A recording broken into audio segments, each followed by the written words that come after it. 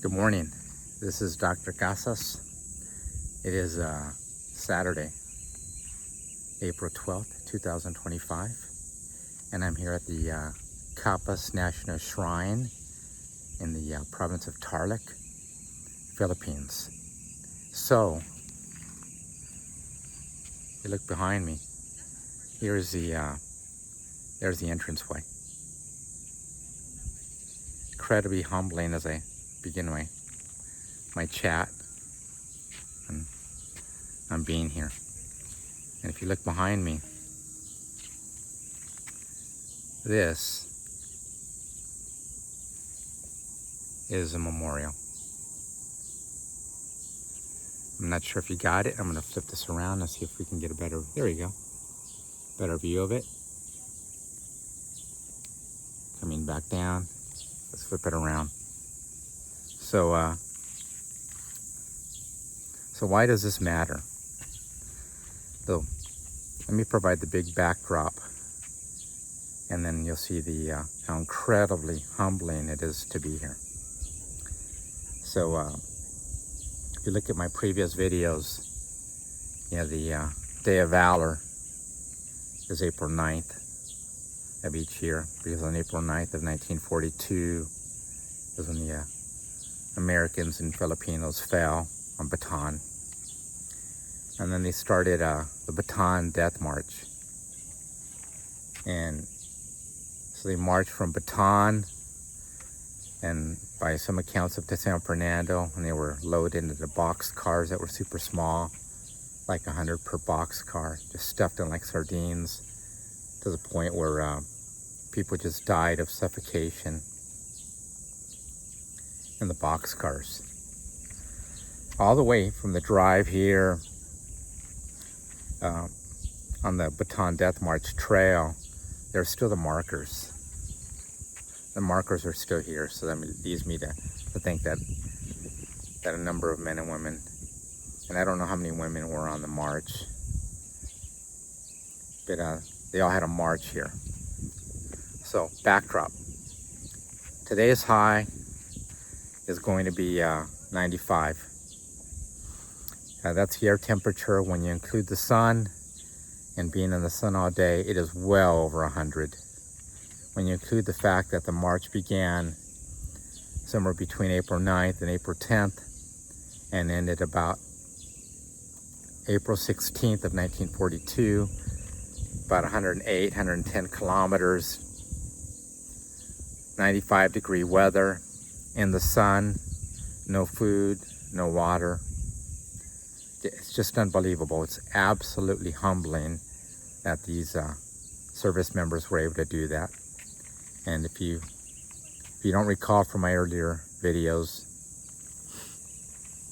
if you couldn't keep up, and you just got bayoneted to death or shot on the side of the road. For those who made it, they made it to what is now Camp O'Donnell, and I'm going to talk about that in a moment. I'm going to pan out. If you see those wreaths behind me, so the Filipinos, our Filipino allies, had a memorial. I believe it was also on April 9th. Again, I was over at Mount Samat, so I wasn't here for that one. But a couple of points before I get to some of the major things I want to share on this. Number one, it is shocking to me how few people there are here. This is a major part of American history for what our service members sacrificed for what happened at Bataan, and how they got here and how they died here. As I shared to President Trump, sir, I'm going to do a formal memorandum to you to request that each April 9th is also an American Day of Valor, so that we always remember the American service members who fought in Bataan, who died in Bataan, and were taken prisoner in Bataan and forced to do the Bataan Death March. So where am I going with this as it relates to those wreaths? And so there's 1, 2, 3, 4, 5, 6, 10, there's 11 wreaths. Not one of them is from the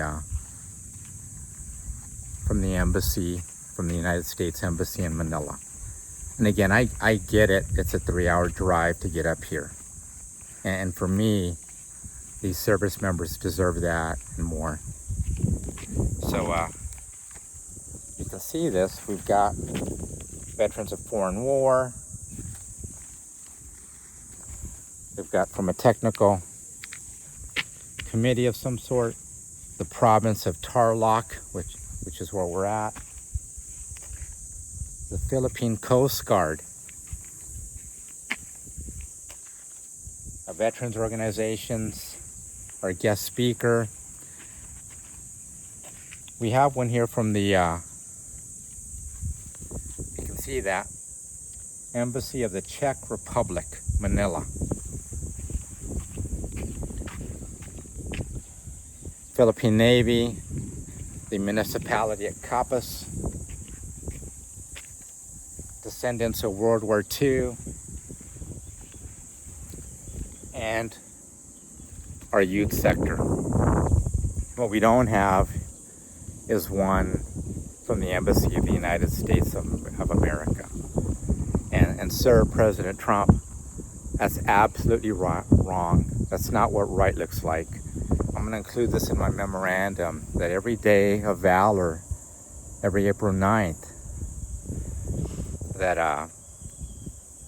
as I brainstorm this one out loud on video, the embassies for our country, they're protected by Marines, and I think nothing can give our passed away service members here more honor than each April 9th. Again, it's a 3-hour drive, so I don't think you can do the drive. You know, you fly them in on Black Hawk, and you fly in the detail. We do a formal cemetery.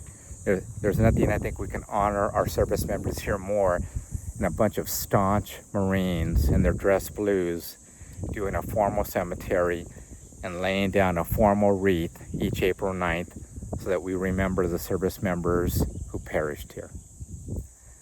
This is about what right looks like, not about politics. I don't know why there's not a wreath here by the Embassy of the United States of America, but I do know it's wrong that there is not a wreath here by the Embassy of the United States of America. So moving on. So heading over to the main monument here. I'm going to read a little bit about it, and then I'm going to go on to the most humbling part of this. So Camp O'Donnell was established in 1940. Then during World War II, it was transformed into a prisoner of war camp by the Japanese after the fall of Bataan. We estimate that there were over 60,500 Filipino and American prisoners of war. And as a result of abuse, lack of food and water, and lack of medical care, they estimate that about 30,000 Filipinos and Americans died while under detention. Let me emphasize that again. 30,000 Filipinos and Americans died as a result of abuse, no food or water, and no medical care.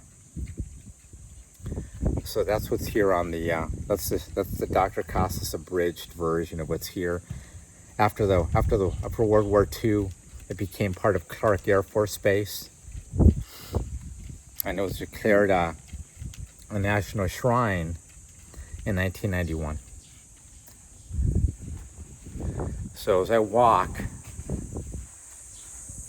I want you to see, don't focus on me, focus on what's behind me.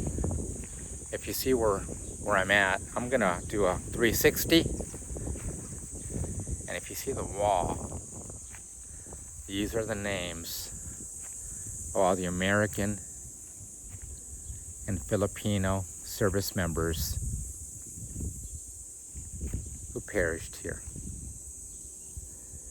These are thousands upon thousands upon thousands of service members who perished here. Now, Let me walk towards the wall. I've got a lot to share on this.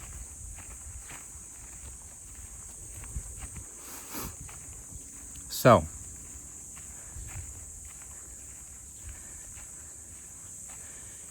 just so you can see the wall behind me.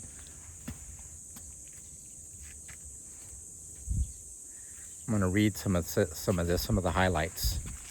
So, the official troop count on April 13th of 42, which is before the entire population arrived from Bataan, 74,800 Filipinos, 11,796 Americans.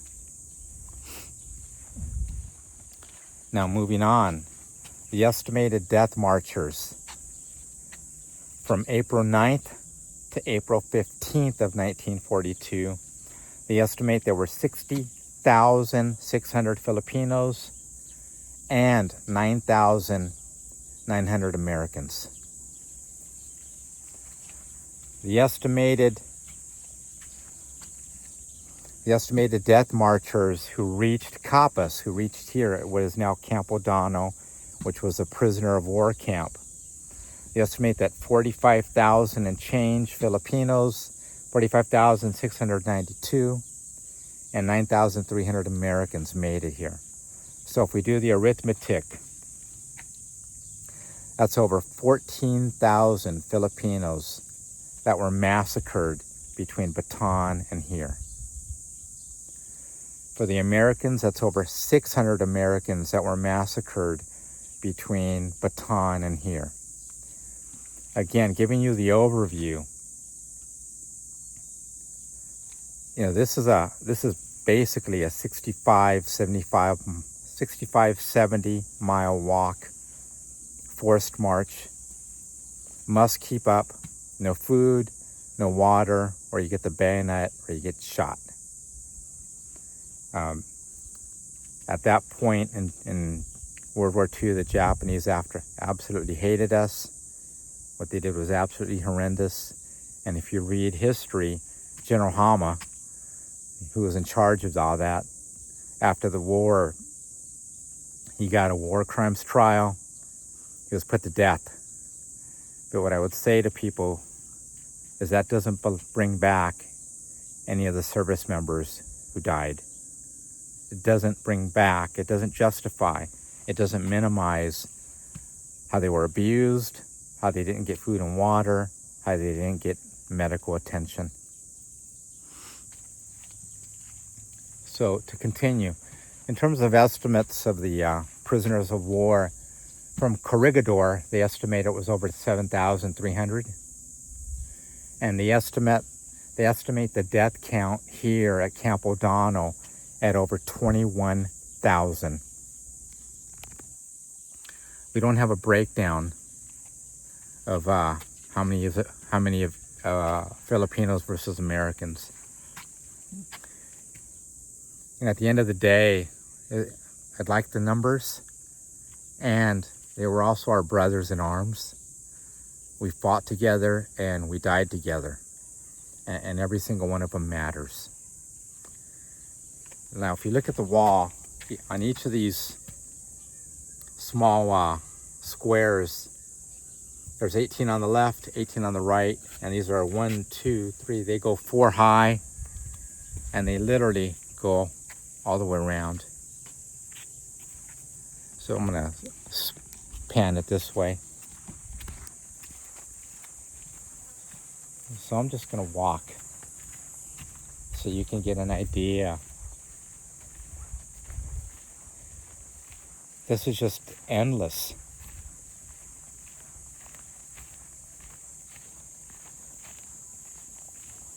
And that covers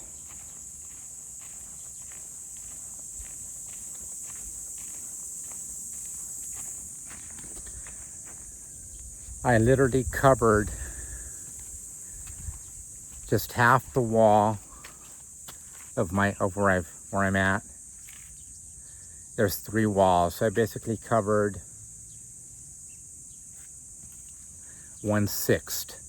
And again, these are thousands upon thousands of service members who died here. Moving on. This is what it looked like. So they've got a ton of trees. And I'm panning out as I switch arms here.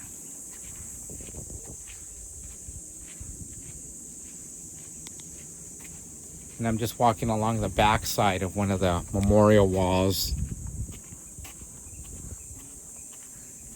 It's an absolutely beautiful day here in Capas, in the province of Tarlac.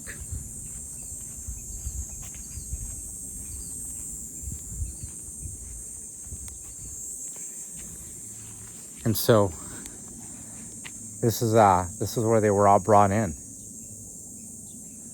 And again, I've got a hat on, and in a couple of hours I'll be inside. But for them, no hats. I don't know what level of shelter they had. The conclusions I'm reaching is this is just shocking what they were put through.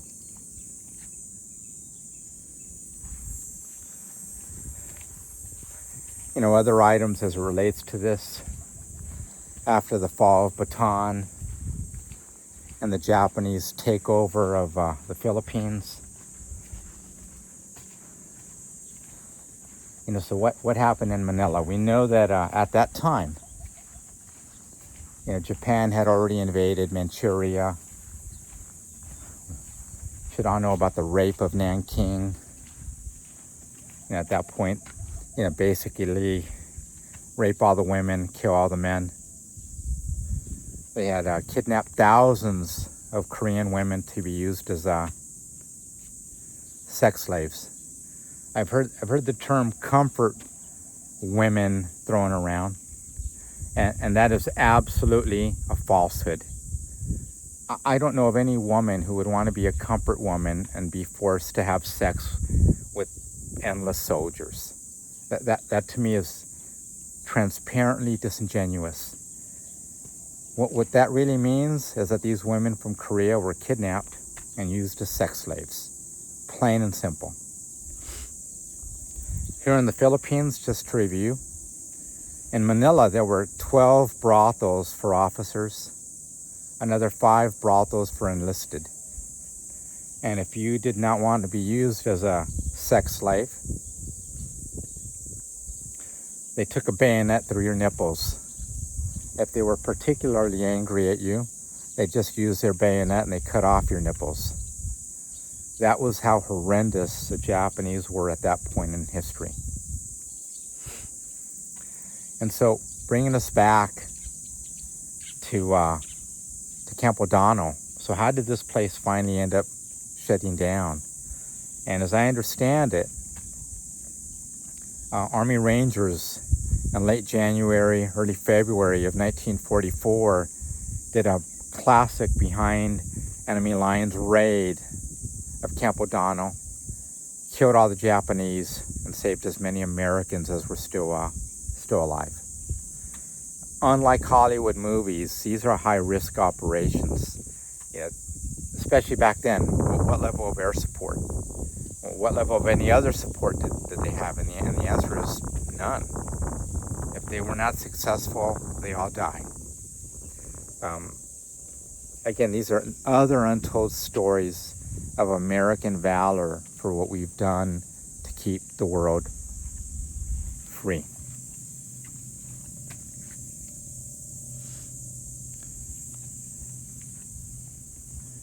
For me, this is an incredibly humbling visit. For those of you who don't know, I have a total time of over 29 years in the Army. A couple of deployments to Iraq, one deployment to Afghanistan, where I served as a commander. And I will tell you, this is incredibly humbling. It's absolutely humbling. I literally am at a loss for words to describe the feeling here. When I see each name on the wall Each name is a service member who fought for what right looks like. And they're gone. They're absolutely gone. A couple of final points. Now, and this is where we've got to heal from the past and look towards the future. Because if you're not thinking about the future, you're never going to heal. 2, you're not going to have the vision and the leadership to go forward. And right now, the Japanese country and the Japanese culture, wonderful country, wonderful culture. At the national security level, which is up at President Trump's level, without them being a wonderful ally, I simply don't know how we can maintain any leadership in the world. I don't know how we would be able to fend off China when they eventually attempt to invade Taiwan. So at the national security level, Japan is critical. At the strategic level, right, at the big picture level, without Japan allowing us to use their land for military bases, and without joint exercises at the strategic level, again, we would not be able to maintain our leadership position in the world. And when China eventually attempts to invade Taiwan, there's just no way we would have the logistical support or the logistical assets to fend off the Chinese, in my opinion. Japan is critical. So must focus on healing, must focus on going forward. Last thought, as it relates to behavioral health, and again, for those of you who don't know, I'm a psychologist. Last thought,